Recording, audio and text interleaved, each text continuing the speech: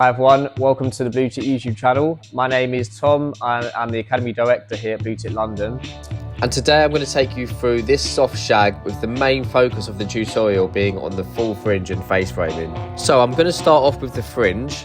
I want to create a full fringe with softness for Hayley. To do that, I'm going to be using a layering technique that will give me this result. I'm going to be cutting a square layered fringe.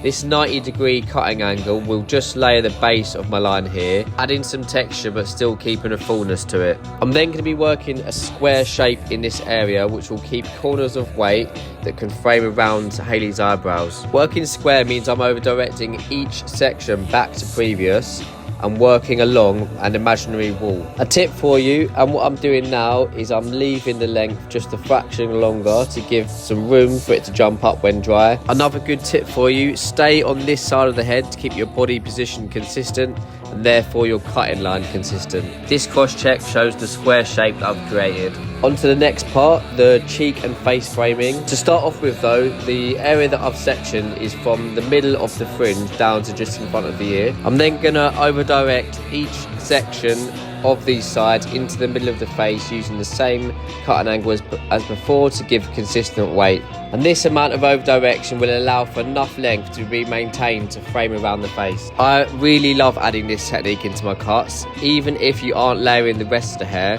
because it gives the client beautiful pieces of soft hair that can just sit around her face when the hair is either tied up or tucked behind her ear. And then, because we have over directed into the middle, the hair at the bottom can sometimes sit a bit long for the client. So you can just go back in like I've done here and point cut away some of the length. So I'm going to show you the layering technique I chose to use for this soft shag that really complements the fringe and face framing. Through the front of the head, I cut everything square to 180 degrees. This is a really nice layer to use on the top and front because it all sits very layered and choppy around the face. I then connected this using a concave layer technique.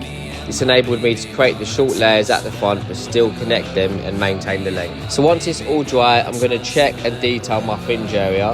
I want to do two things here, remove a little bit more weight and then bring up the length slightly. Here I'm just point cutting it into the fringe to remove some more weight. Standing like this means I can point cut on the outside of my hand, which is a lot more comfortable.